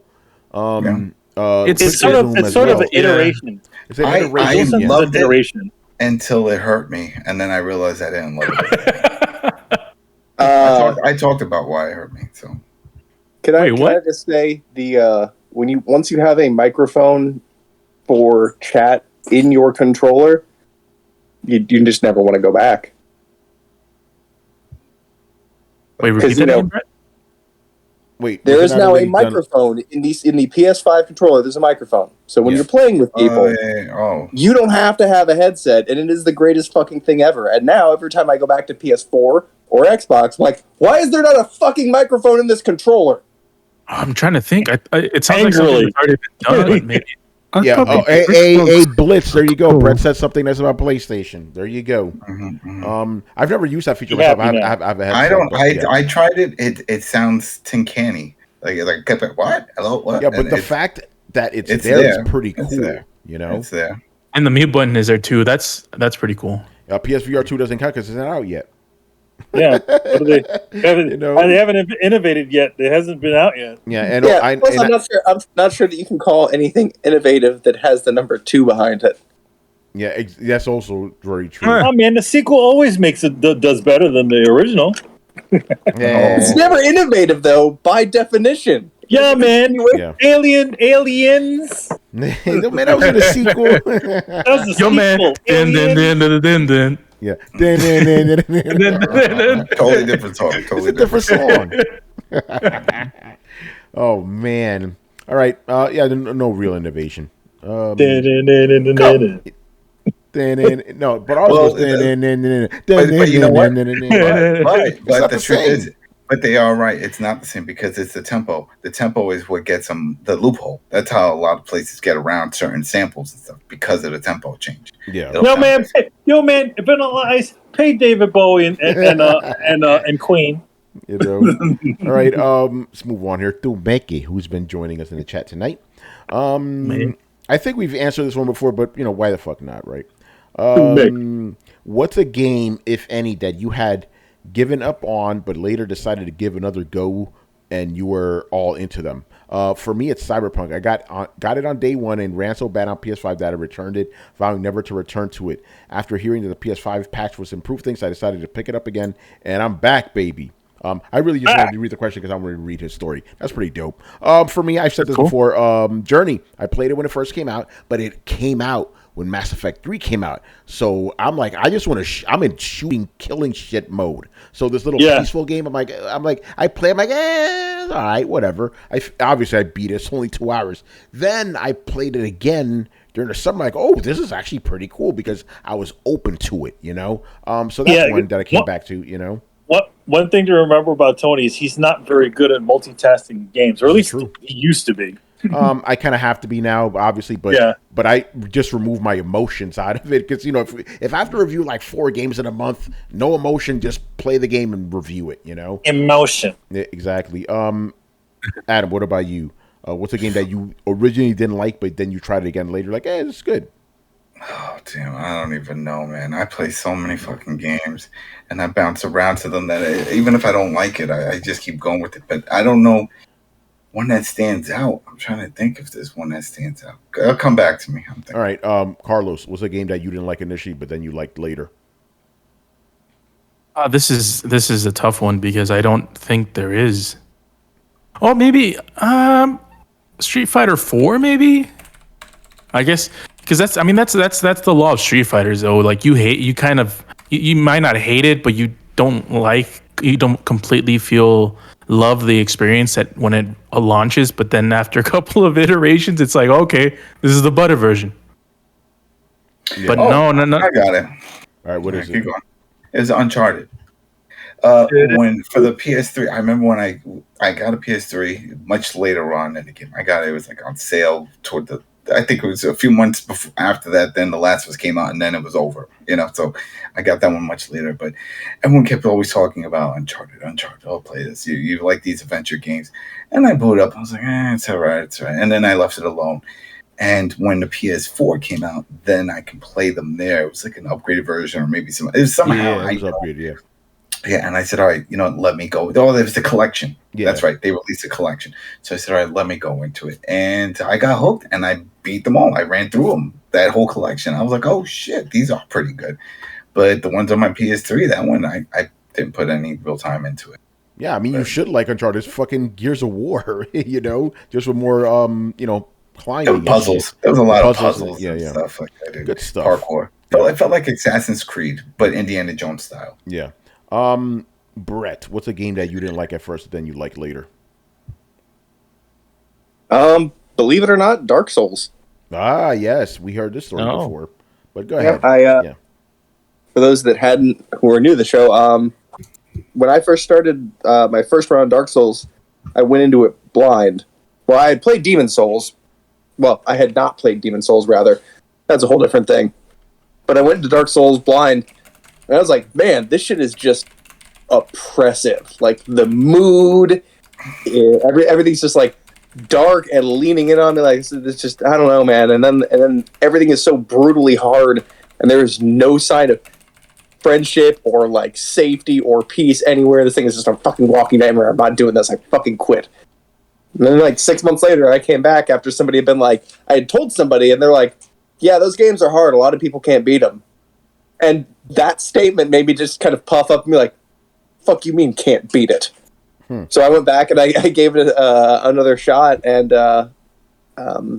had that moment where all of a sudden everything clicked and I went, this is amazing. And I have been a huge Souls advocate ever since. Nice. All right, Brian, what about you? What's a game that you didn't like at first and then you got into later? I don't think there is one. I'm trying to recall, but I honestly don't think there is. Like, all games I've pretty much felt the same at the start and the end. Yeah, there's been some games that I started off like okay with, but then got better, but not really. Again, I really don't have any. I have a film though, if that counts. Yeah, I can sub my answer. Go ahead. Interstellar. Like, I watched the first hour of that, half hour of the film. I thought, man, this film was fucking boring as balls. Like, why is everyone talking about it? And then one day, I eventually slogged through, like, I think it's like 2 hours, 2.5 hours. Yeah. And then at the end, I'm like, yeah, that film was awesome. That's why I like Brian. It's funny, not to go off topic, but I have been thinking of rewatching it. But the thing is, the things that bothered me about the movie aren't going to change, So I don't know if I'll like it again. Like, they're still going to have the stupid whole black hole thing. They're going to have to, maybe love is the answer. They're still going to have Matt Damon going crazy for no fucking reason. They're still going to have the time. So all that shit is still going to be there. It's like, no, this is wrong. I love that movie. Matt Damon. The day I saw it, I did have issues with the ending, but after more rewatches, I'm kind of more satisfied with it. Shit. Who knows? Maybe you'll feel the same. Yeah, I'll watch it again. But again, that science stuff is still going to be the same. It's going to bother the fuck out of me. And when it comes to science fiction movies, like, if it's a hard science fiction movie, you better stick with that hard. That's why I love The Martian. No fucking around. It was just that was great. That was a great book. That was a great fucking movie. You like The Expanse, Tony? I like the books. the show's pretty good. Yeah, no, I'll watch a show when I read up to, because I know the book, the show only goes to 6 seasons, so I'm going to read up to book 6 and then go back. I'm pretty sure I'm going to love The Expanse because we'll talk about that. Brett, just the fact that you and I don't know, you probably forgot, but you and I had conversation about The Expanse. You only knew about the show, I only knew about the books, and we were able to hang with each other. So that's a good sign. I remember that. Yeah, I would recommend because the show kind of drops off rather unexpectedly towards the end. And there's some casting changes because somebody in the cast was problematic. So, like, I might recommend not, like, leaving the last couple of books until after you watch the series, because that'll be a satisfying finish. Otherwise, it's just going to kind of be like, oh, well, that happened. Here's what's interesting. So, the books and the show, you know, they tell one continuous storyline up to 6 seasons, 6 books. And then the books, they go 30 years into the future for the last 3. I'm like, ooh. Yeah, see, that would have been some sad. Like, the show felt like it was missing kind of a final bit. They just kind of went like, yeah, we can wrap up here, and like, yeah, I mean, you can, but it feels like stopping 30 minutes. You know what that reminds me of, Brett? Akira, the movie, right? You're like, wait, hold on, there's more, you know? Yeah, it's exactly. Like, we stop now. So when I watch the show, I'll just be aware that it's like, okay, we're just gonna stop here, you know? You just go, dong. Anyway, Manny, do you have any games that you didn't like at first and you like later? No, I just found I've had the reverse. Some games that I thought I might like that I didn't. Well, actually, no. Can't think of that. No, strike that. All right. You liked Kane and Lynch. I remember that time. I was like, oh, yeah, I don't want to play it. But it was. I didn't think it was amazing. No, it was okay. I don't think that you would have played it if it wasn't that I had brought it up to play it. That we could. No, if we weren't paying that, I think us playing that game co-op made it better. Yeah.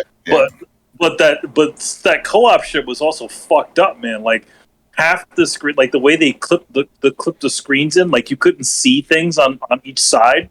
So we're both like blindsided on each side of the screen. Tomatoes. It's not perfect. It's not perfect. All right. Hey, can I add a tail on this question real quick? Sure. I'm curious. Is there anything you guys can think of off the top of your head that you didn't expect to like or like as much as you did that was, kind of unexpectedly awesome? We'll answer that after Chris answers the original question. A commercial break? I thought it was a commercial break. Oh, I'm sorry, Chris.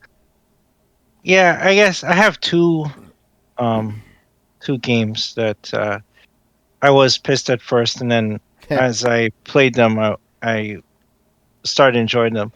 One was Sekiro, and the other was No Man's Sky. I knew it.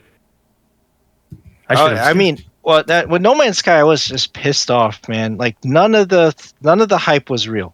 It was all bullshit. Like, I mean, I hated the fucking mining. You couldn't change your ships. Like the limited, like, oh, let's go to the center of the galaxy. Every planet was boring. Most of the fucking animals were bugged out. I was like, this is trash, man. I was so pissed off. But then I kept going back when they were making the updates, and I saw all the improvements. I'm like, that's pretty good. I'm glad they stuck with it, and I actually enjoyed it. Like, I forgot if Foundation or the one after that where you could base build, and after I played that, and I was like, oh, okay, a lot of the stuff that I wanted, they started to add in, so it got better. But that was over a long period of time. Sekiro was pissed because I'm used to how Souls works, and even Bloodborne. Like Bloodborne, the dodging worked for me.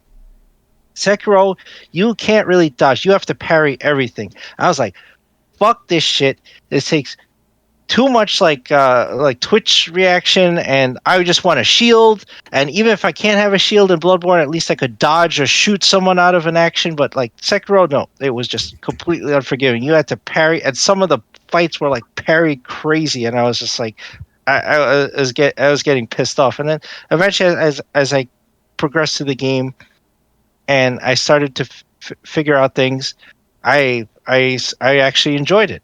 But in the beginning, I was ready to dismiss it. I was like, "Fuck." So Chris, you got good in a different way. I got good, yes, but it was such a change from Souls. I was ready to like just fucking stop playing it. This game is trash. Yeah, I remember I didn't because I was kind of interested because it's from software, right? So I was interested that Chris streamed it, and I'm like, okay, I'm not getting this game because I said this on the show. I don't like parrying like often. Like that's why it's a marvel. I like Ghost of Tsushima, right? But that parrying is kind of forgiving. But that's also why I don't like Street Fighter 3 parrying. I don't like parrying. So that game Parry City. I'm like, man. Well, like pressing the thing about it is like for like Street Fighter, it goes against all of your mental because you're pressing state. forward. Yeah, You're pressing forward the thing. yeah. So I didn't like that. Anyway, what about Brett's question? Is there a game that you didn't think you were gonna like that you ended up liking? Yeah, that's a tough one. This was a tough one. Yeah, I can't think of any. Brett, do you have any? Because I can't think of any. I can't think of any myself. Like the thing that inspired this was like it wasn't even that you thought you weren't gonna like it. Like I went in before I saw Into the Spider-Verse. I had a buddy pop on the phone and I was like, "Hey man, how was it?" He's kind of goes quiet for a second, and goes, "That might be one of the best damn Marvel movies I've ever seen." And I kind of rocked back on my heels. I was like, "God damn, no way, man! Seriously? All right, I gotta see this." So I went and I saw it. Kind of came out. Somebody said, "Hey, how did you like it?" I kind of had to say. That actually genuinely might have been one of my favorite Marvel movies. Like, full stop. And I was kind of wondering if there's any equivalent you guys had, or kind of equivalent you guys had in gaming. So. No, it's a great question. I just can't think of any. But, Yeah, same but here. does the premise have to start with you thinking it's going to be a bad game? No, No, it's not just a game bad. you didn't Not bad. expect. Just you liked way more than you thought that you were going to. Oh, I have plenty of examples. Elden Ring is the one that comes to mind. I knew it was going to be a good game. I didn't know I was going to love it as much as I did. You know what I'll say? My name is Mayo. No. Metal Gear No, Solid 2. Guardians of the Galaxy. I didn't think I was going to hate it. That's a good one. I didn't think I was going to hate it, but it ended up being a lot better than I thought it was going to be. Yeah, Licensed game. Also based off the previous game. Yeah. Yeah. Anybody else? I'm pretty sure everyone here can say the Arkham Asylum is one of them. What? Because it was from a studio. No one knew. No one knew. Because it's a Batman game. Yeah. Origin. Was it not trash? That was no. Trash. People didn't like it because it wasn't done by the original studio, Rocksteady. Really? But that one was good. I enjoyed it. I gave it the benefit of the doubt. It was on a Steam sale, and I was like, fuck it, why not? And because it was cheap, son. It was exactly that makes it taste better. Yeah. It Batman Arkham Asylum. Yeah, you were just like, okay, we'll see what happens. I think for that game it was great though.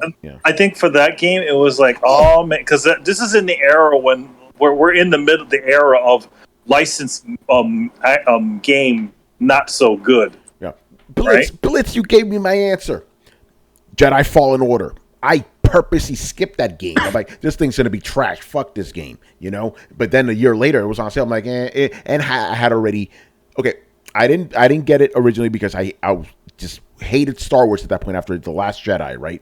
But then Mandalorian came around. I was a little bit more receptive to Star Wars. I'm like, let me try this game. So I sell $20. I fucking loved it. So I'm like, okay, so I think that's a good answer. I didn't expect the game to be that fucking good. Not only was that good, it was literally like a game made for me. It felt like these guys were in a boardroom. Like, yo, what do we make for Tony, man?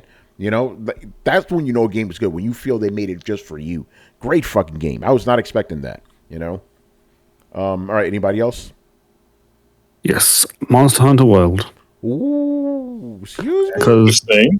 Because I played the demo of the on base 1 and Iceborne, and I thought, okay, the game's quite fun, but don't really have much of interest in this, And then I only started playing it because it was free when you got the PS5 as part of the PS Plus collection thing. Oh, Tony, wait, hold on. Tony, you were trepidatious on Monster Hunter as well. All of us were. Yeah. Remember, we went into it as a group. It was me, you, Chris, and Carlos. We're like, let's give this a shot. See what the big deal is. But that demo, you too, Brett. We were all like, we don't know about that. But then we all jumped into that beta weekend. We're like, this is fucking amazing. We needed that was during the days when we were still streaming. Yeah, exactly. Gameplay, and we kind of needed a co-op game to do it. And I think that's it just fell in perfectly. Yeah, but yeah, that's like describes like almost all everybody on Throwdown. We were like, we don't know about this, but yeah, Monster Hunter World became our game of the generation last one to ever Throwdown. Fucking great.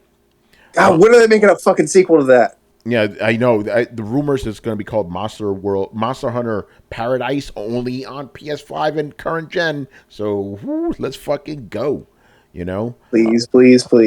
Yeah, because Rise ain't it, right? Even though Rise sold 10 million, not bad at all. Rise is a step backwards. The fuck are you people doing? Yeah, it really is a step back. People want their Monster Hunter.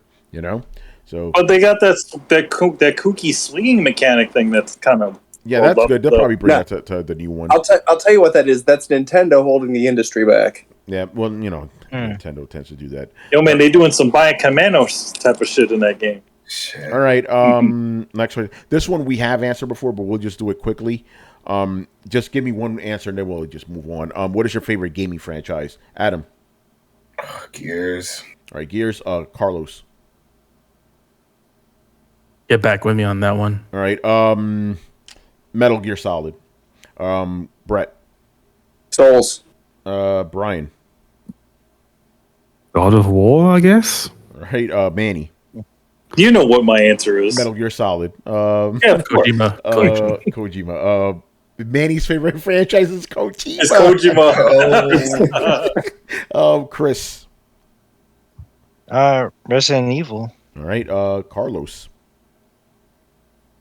I guess I'm gonna have to say Mass Effect. Ooh, nice. All right, good stuff. Oh, hey, all right. And we have very generous fellow over here, Romudeath, man. He picked up Mr. Death. He picked up 3 extra questions this week. Damn. He's a good soul. Good soul. All right. First one is from Jay Shep. How often do you see Valve releasing a new Steam Deck? Every 2 years, every 3 years? Will Steam Deck's success inspire Valve to take another crack at gaming consoles? Well, I don't know about that one. They don't need to. They don't need to, No, they don't need to. I disagree. Oh, really? But let's answer the first part first. Let's answer for how often do you think we're going to get a new Steam Deck? I'm going to say probably every 4 years, Yeah, I'm going to go with 4 years. Yeah. That sounds about right. Yeah. Yeah. That sounds like a good time frame, especially considering the success of the first one. They don't want this to drag on as much because the hardware will seem obsolete after a couple of years. So they have to jump on that hype train as quickly as they can with the next iteration. But they don't want to seem like a cell phone kind of biannual. Right. All right. What about the second part of the question? Do you think they'll release a gaming console? No. This has made me want a gaming console. No, you connect it through HDMI and you're fine. There you go. There's your console. No. I don't even need to do that. I've been playing. Yeah. I have the Steam Deck app on my Samsung TV, so it just automatically ports over, hook a controller up to it. I've been sitting here playing it like a console and like a handheld. And as a console, it looks good, but it could look better. Well, that's a screen. That's a screen, yeah. That's a screen. The screen isn't the best. If they put a better screen on it, it would be even amazing. But it would cost more. So I think. All I have to do is change my resolution above what the Steam Deck does to make it look better as a console. No, the screen itself, the quality of the screen, not the resolution. No, he's asking if he puts it on an external monitor or something. Yeah. Yeah, I'm saying when it ports out. It does give you the option now. That came in the latest update. Now you'll be able to switch when you're playing. You'll see a little drop down in the dot section, and you can change the resolution. So you can up it to like 4K. So you don't have to play it as if it was on 900 or whatever. You'll do it. Okay, maybe that's it. Maybe it's just the upscaling because I theoretically this thing is stronger than the PS4, so it should play. So if you're playing it the way you're doing it, you're streaming it as if it was on that screen just being blown up. So go to the little dots, change the resolution. How taxing is that going to be on the Steam Deck though?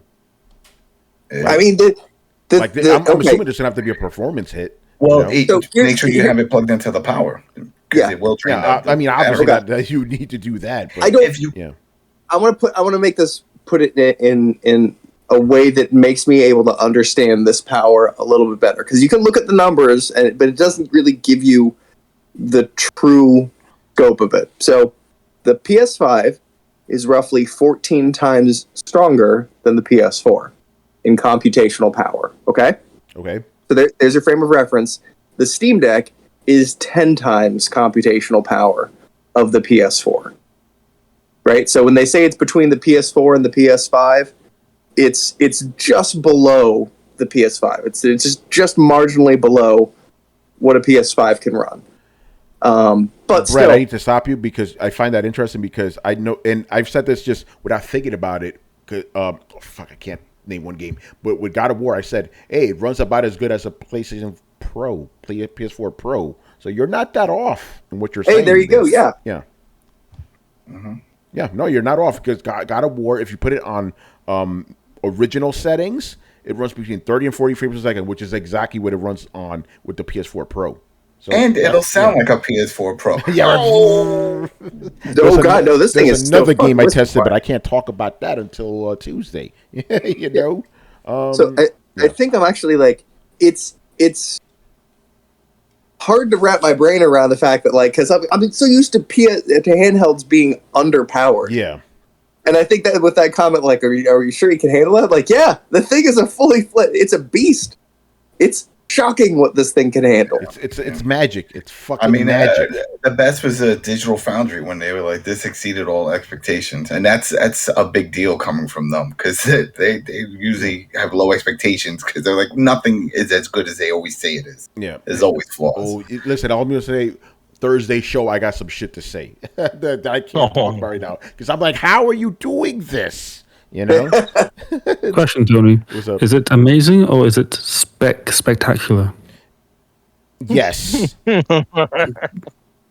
That's my answer. Yes. All right. Let's move on to the next question here. This one is from Kishak, another one. All right. He goes, I know that nostalgia is one hell of a drug, but how well do you guys think a revival of one of PlayStation's first-party JRPGs like Dark Cloud or The Legend of Dragoon will actually do? I personally don't believe the JRPG scene will actually support these games, and I would gladly bet 5 gift subs that within the first year of a Dark Cloud or Legend of Dragoon, excuse me, I didn't edit that, it will sell less than Returnal in the first year. Persona 5, one of the biggest and most popular JRPGs so far, has only sold 5 million copies, including Royal, and it is the 5th installment of a franchise. Dark Cloud or Legend of Dragoon haven't gotten a chance at breaking 1 million copies. Yeah, they're old games. The hardcore guys will obviously buy them, but they're not, unless they're like a fucking remake. You know what I'm saying? No, it's not going to happen, you know? And obviously we're not knocking on those games. Those games are awesome, but let's just be honest here. Why do you think they remade Final Fantasy VII from scratch? Because nobody was going to buy that old looking game, even with nicer graphics. We would have on Throwdown, absolutely, all day, every day. But the masses, they would be like, this turn-based shit, fuck that, you know? So yeah, you're right. These games would just not sell that well, you know, unfortunately. If a game like this ever sold well, if it was remade or rebooted, it would definitely be because of the quality or the hype of the game rather than the nostalgia from the people who actually played it. Yeah. Because those franchises aren't even that big. They're not. They weren't that big even back then, you know? Yeah, so it's definitely, you know, if a creator is remaking that game, they're not doing it because they feel like the nostalgia is going to sell copies. They feel like my guess is that they would think that it's a good idea to make a game like that because they're inspired, but it's pretty rare to find those types of games anymore. So from the AAA kind of side. Yeah, because you had some games like, you know, they did some of the Mana games, they remade them or whatever remake. You know, they were okay received. Some were better than others, obviously. But yeah, those kind of games aren't really going to be blowing up the world anymore. They never did it to begin with. Let's just be honest here. All right, and the last question here from Mr. Mob Hits. With Evo happening right now, Sony sent emails regarding what players thought of NFTs. Oh boy. Now, mind you, we've seen other developers express how they see NFTs or how they feel about them. how would you guys feel if Sony were to start shoving this into their first-party titles or the PlayStation Store? I think you know the answer to that. We would love that. Like, don't you know that we all own like 10 NFTs here? Like, that's all we talk about here is just NFTs and our eternal love for how amazingly amazing they are and just how useful they are and everything. I like the core technology. The technology is cool, but the way people are using them is the problem. But we're not. Yeah, like there would be a good way to throw this into gaming and let like people make their own content. It's one of those things where you can't trust them with this power. They're just going to use it for evil. Remember, even Minecraft, good guy Minecraft, they're like, yeah, we're not going to put anything in our games that's exploitive. It's like, damn. Well, yeah, well, I mean, like you could use it for not microtransaction purposes. You could simply use it so that people could make their own content and you could keep track of it. But they wouldn't do that. They'd use it for microtransactions. Exactly. Yeah, like, again, just go off what Brett's saying. Like, remember, let's turn back the clock back to Burnout Paradise and they had the Big Surf Island. That was amazing DLC. Now you mention DLC, people just spit at you because it's like, oh gosh, you're talking about that crap. Again, the same thing with free to play. Like, you can get really good free to play games, but the problem is they don't do that. They make, was it Diablo Immortal? Is it? There you go. So again, I'm 100% in agreement with Brett here. Like, you can do really good stuff with NFTs, but the problem is these companies don't care about that. They want to just milk you. So again, this can kind of lead back to the idea of piracy. It's like, if the company you trust is doing well, then it's kind of like, okay, that's a good thing. But then no one trusts these companies to do the right thing. But we can certainly rely on them to do the wrong thing. Yeah, that's a fact. Well, and let's be honest here. You know, for the most part, game developers aren't the most innovative when it comes to technology. They follow trends. They're trying to make as much money as they can with selling their games. That's the purpose of most AAA kind of sort of games. You know, for as good as Insomniac is at making games, I don't think that they would handle NFTs if they were given NFTs right. But I can trust them to make a good Spider-Man game. You know, Insomniac the same way. Wait, what did I say? Because you said you trust them, I'm guessing the gaming industry, to make a good Spider-Man game. No, I just trust Insomniac to do it, not Activision. Oh no, I thought I said Insomniac. My bad. Okay, all right. Yeah, so I meant explicitly, like, for example, I was bringing up like the best of them. Like, Insomniac is one of the best of them. Yeah. But I don't really trust them to work with NFTs because I know it's going to be more than likely an exploitive means to making the most money. You know, like Brett mentioned, the technology is pretty cool. Yeah. It would be cool. Let's say, for example, like a Super Mario Maker, and every level that you create is an NFT that's allocated towards you. And you can have microtransactions within those and sell those NFTs if you want, or keep them or whatever. And that would be kind of a better way to access them than what they're doing right now, which is, hey, we're selling intellectual property that only exists within this blockchain, not the actual property, the intellectual property, but a thought of the intellectual property, which is kind of dumb. So.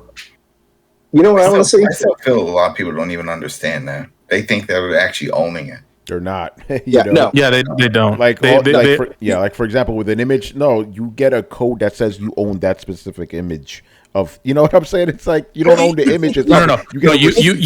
You own that instance of that image. Yeah, the instant. Yeah, not the actual image. Yeah, you don't own the image. You just own.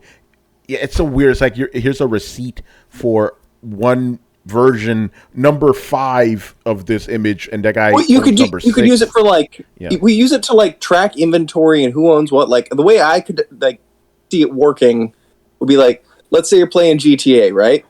You could introduce a whole kind of you guys know about the sneaker scene, right? Yeah. Okay. You could introduce the whole kind of sneaker scene into that, where like, look, we're going to give players the ability to like make their own T-shirts, their own sneakers, those kinds of things, and sell them either indefinitely or in limited quality, and make a brand in the GTA world. And all the money that they make from selling their sneakers or whatever goes to their character, right? None of this is real money. They're paying in-game money to buy the sneakers. There's only 500 of them. Then they get the money from that. And then if somebody wants to take their in-game sneakers and like sell them or try and steal them or whatever, you can get into whole big things about that. You can actually follow the line. Like, you know what makes heist cool? Being able to actually steal a thing, right? And then having that thing and not somebody else having that thing. It's not going to pop up and respawn. You could be the only motherfucker with the Mona Lisa, and everybody's trying to steal it from you now.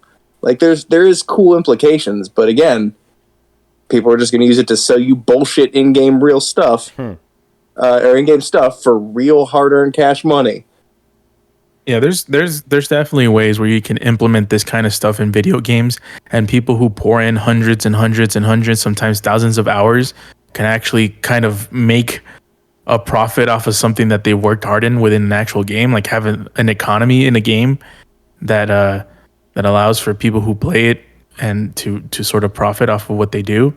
But they, gaming companies don't think that far ahead or are as charitable as to do something like that until it's something that's mainstream and feasible and has been done before, so that they can just join into the trends. Yeah, exactly. All right, I think we're done here, man. Another good one. We had the whole crew. Good to have Manny back. We will ask him about his adventures on Thursday. But Manny, do you have anything to plug by any chance? No, not right now. I've just mostly just got back from the show, so nothing to plug, nothing yet. So, but stay tuned as always. Adam, do you have anything? Nope, not yet.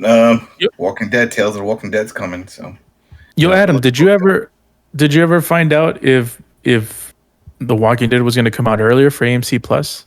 I think it's I think it is the early is the 14th. I'll find out. I think that is the early date. Yeah. Later, but I'll double check. Mothership is coming back. I have something to plug, and it involves me, Chris, and Carlos.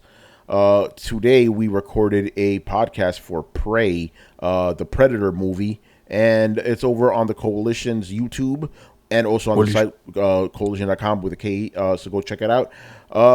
It was very interesting, to say the least. So go check it out. Good podcast as always. We always have a lot of fun doing those. I guess they call them movie casts now. Is that what they're calling them?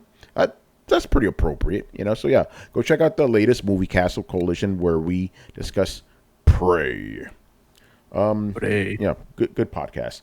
All right, man, we are done here, and there we go. Fuck it. Yo, I got to get this fucking mouse in order here. Anyway, make sure you follow Throwdown on Twitch and Twitter. Join the Discord where the conversations and the rumors, courtesy of Mob Hits, are always popping. Throwdown Show is on every podcast app on the planet. Throwdownshow.com, right? Throwdownshow.com being our, audio boom. And if you have been watching us on YouTube and enjoyed the content, make sure you hit like, subscribe, and hit the bell to be notified of when our premieres go live. Links to everything down below. Once again, I was your host, Tony Polanco, and tonight I was joined by Emilio Lopez. See you next time. Chris Seeley. Hey, take care, everyone. Carlos Romero. Peace out. Adam Vale. Have a good weekend. Good week, guys. That's right. It's a week. I'm lost. Brett Murdoch. I'm probably not going to die. Yay. Life. And Brian Manjoma. Apparently, criticizing bad CG means that you're a sexist. Don't get me started on that shit. All right, people. We'll talk to you later. Peace out. Deuces. Peace.